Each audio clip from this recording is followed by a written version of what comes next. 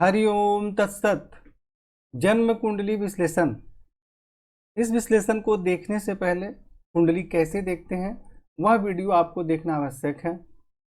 और आपकी कुंडली में विस्तार से सभी ग्रहों का फलादेश एवं उपाय बताया गया है। यहाँ समझाने के लिए एक छोटा सा वीडियो बनाया जा रहा है। सबसे पहले हम सूर्य के विषय में चर्चा करते हैं। सूर्य आपकी कुंडली में धन एवं कुटुंब के स्वामी है, द्वितीय भाव के स्वामी है, और ये एकादश भाव में विराजमान है और 26 अंश के हैं, अर्थात अंश बल में कमजोर है। और इस पर शनि की दृष्टि भी है, यानी कि सूर्य जो है शनि से पीड़ित है। यदि शनि से पीड़ित नहीं होते तो कुछ कठिनाइयों के साथ आमदनी के क्षेत्र में अच्छी सफलता प्राप्त होती, परंतु सूर्य कमजोर है और शनि से पीड़ित है तो क्या होगा कि आमदनी प्राप्त करने में बहुत ज़्यादा कठिनाइयों का सामना करना पड़ेगा। और सूर्य धन एवं कुटुंब के स्वामी हैं तो धन एवं कुटुंब के सुख में भी परेशानी होगी, धन का संग्रह ठीक से नहीं हो पाएगा और आपके कुटुंब से भी मतभेद होगा। और सूर्य यहाँ से वापिस अपने ये पंचम भाव में देख रहे हैं, मंगल के घर में, और शनि के ऊपर देख रहे हैं। तो यहाँ विद्या बुद्धि संतान के क्षेत्र में सफलता प्राप्त होगी, परंतु सूर्य कमजोर है, पीड़ित है, तो यहाँ कोई भी लाभ आपको मिलने वाला नहीं है। तो यहाँ सूर्य का मंत्र जाप करें, इसे प्रबल करें और शनि से संबंधित दान एवं उपाय करेंगे।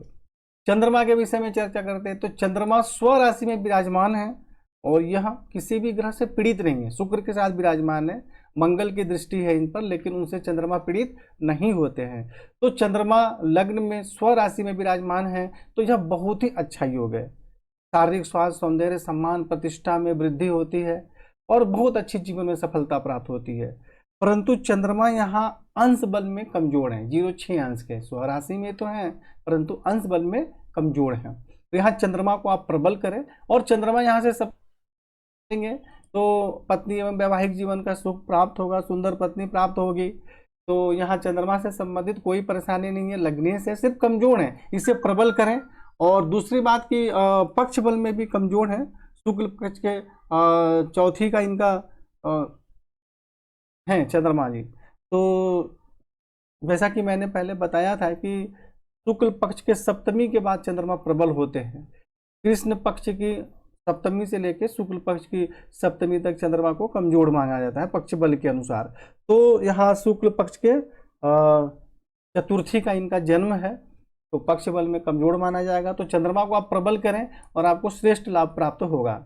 मंगल के विषय में चर्चा करते हैं। तो मंगल इस कुंडली में पंचम भाव एवं दसम भाव के स्वामी है, केंद्र और त्रिकोण के स्वामी है। मंगल को राजयोग कारक ग्रह माना जाता है, परंतु मंगल इस कुंडली में देखिए षष्ठ भाव में विराजमान हो गए, रोग एवं शत्रु के घर में विराजमान हो गए। तो यहाँ विराजमान हो गए और ये पंचम भाव और दसम भाव के स्वामी हैं। तो यहाँ विराजमान होने से विद्या बुद्धि संतान पिता राज्य रोजगार इन सभी के क्षेत्र में कमी एवं परेशानी होगी।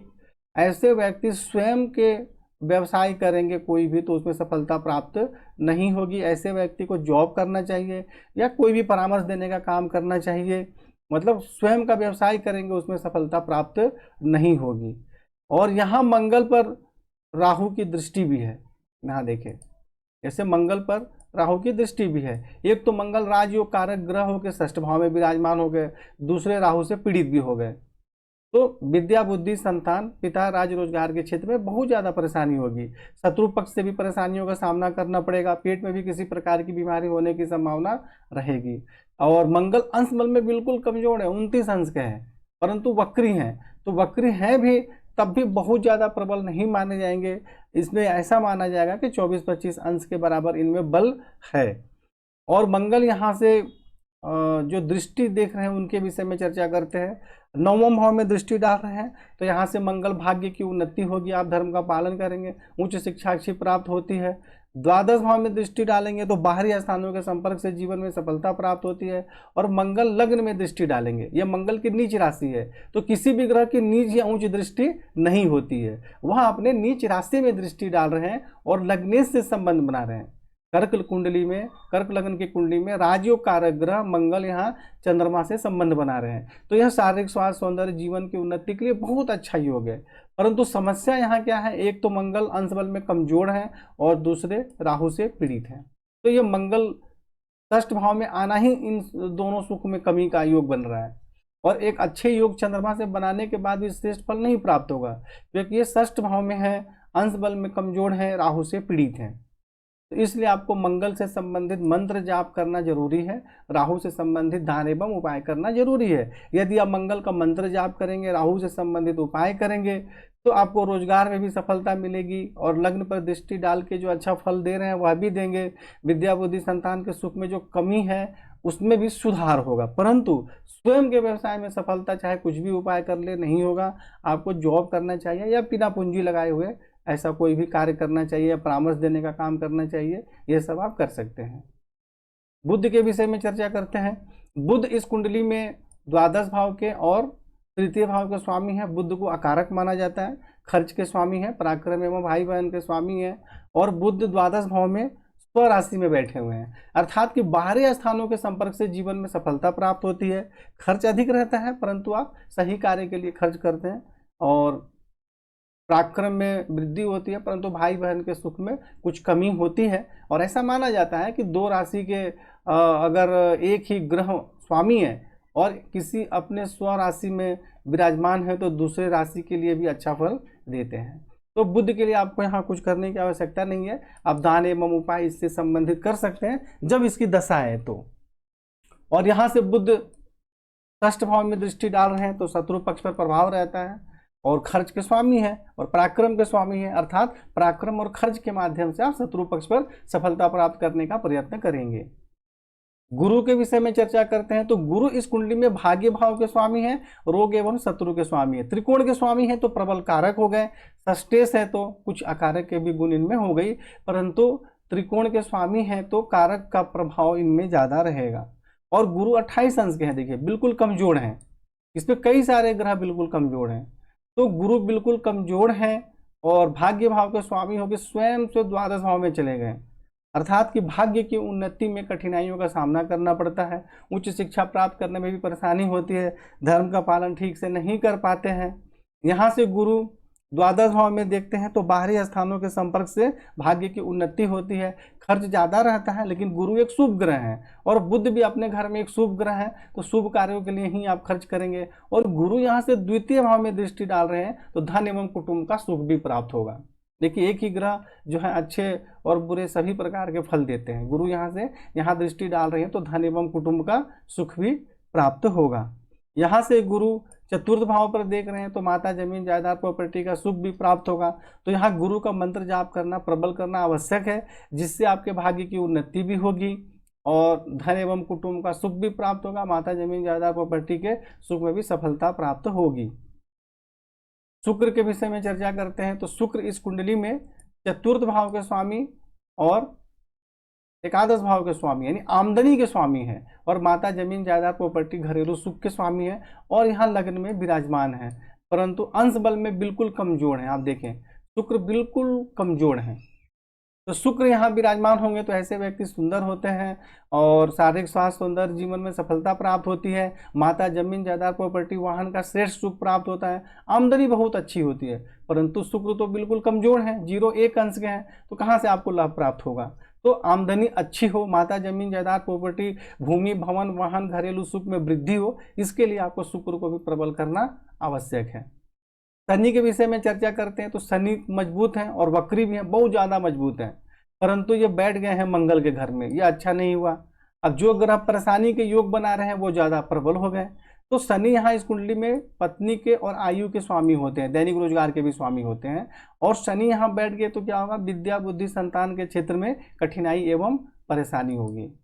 यहाँ से शनि देखेंगे अपने स्व राशि में सप्तम भाव में, तो पत्नी एवं वैवाहिक जीवन का सुख प्राप्त होगा, दैनिक रोजगार में सफलता प्राप्त होगी। शनि यहाँ से एकादश भाव में दृष्टि डाल रहे हैं।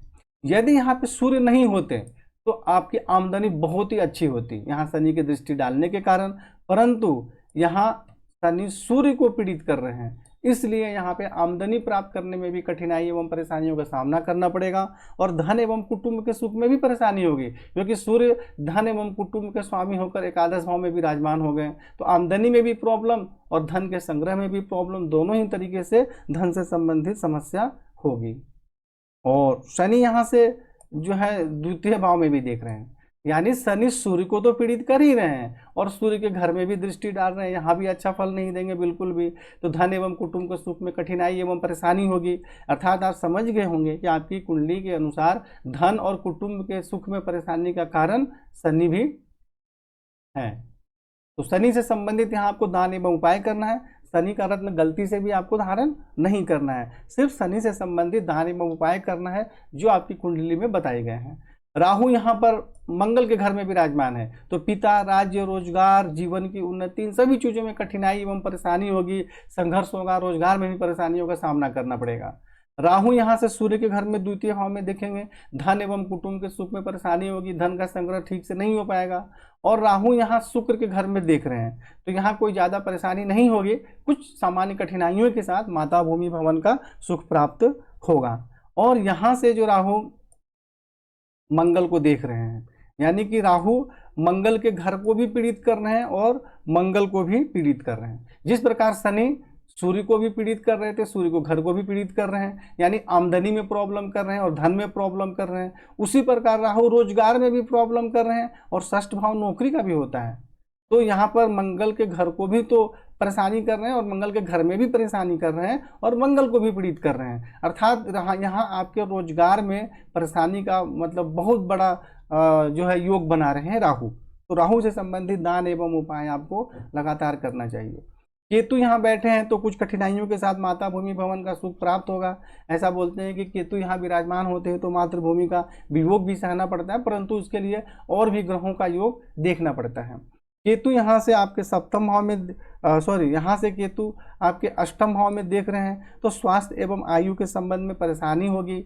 ऐसे व्यक्ति को पेट के सबसे निचले भाग में किसी प्रकार की बीमारी जैसे पाइल्स वगैरह इत्यादि होने की भी संभावना रहती है, तो इन सब बातों का आप विशेष ध्यान रखें। दसम भाव में दृष्टि डालेंगे तो पिता, राज्य, रोजगार के क्षेत्र में कठिनाई एवं परेशानी होगी। और यहाँ से केतु द्वादश भाव में दृष्टि डालेंगे तो खर्च अधिक होगा, बाहरी स्थानों के संबंध से भी कुछ परेशानी होगी। कई बार ऐसे व्यक्ति को नींद भी सही प्रकार से नहीं आती है। तो इस प्रकार आप देख लें कि कौन से ग्रह आपकी कुंडली में क्या कर रहे हैं। तो आपको सबसे पहले राहु, केतु, शनि का दान एवं उपाय करना सबसे ज़्यादा जरूरी है। इनका मंत्र जाप नहीं करना है, इनका रत्न नहीं धारण करना है, इनसे संबंधित दान एवं उपाय करना है। राहु, केतु, शनि का क्या करना है, आपको दान एवं उपाय करना है, इस पर मुख्य ध्यान देना है। और सबसे पहले आप मंगल, सूर्य, ये चंद्रमा, शुक्र को ठीक करें। भाई मंगल रोजगार के स्वामी है और सूर्य जो है धन के स्वामी है, शुक्र आमदनी के स्वामी है जो कि बिल्कुल कमजोर है। तो इन सब चीज़ों के विषय में जो आपको उपाय बताया गया है, मंत्र जाप करें, जहाँ रत्न धारण करने के लिए बताया गया उसका रत्न धारण करें। इस प्रकार आपको जीवन में अच्छी सफलता प्राप्त होगी। परंतु आप चाहे कोई भी उपाय कर ले, स्वयं के व्यवसाय में सफलता प्राप्त नहीं होगी। तो स्वयं का पूंजी लगाकर आपको दुकान, बिजनेस, व्यापार नहीं करना है। आप कोई जैसे परामर्श देने का काम कर सकते हैं या नौकरी कर सकते हैं, ठेकेदारी वगैरह का भी काम आप कर सकते हैं। क्योंकि ठेकेदारी का अर्थ होता है काम तो किसी और का होता है, हम सिर्फ उस काम को संभालते हैं जिसका हमें कमीशन या मजदूरी या जो भी मिलता है। तो इस प्रकार आप उपाय करें और जीवन में आगे बढ़ें। हरिओम तत्सत।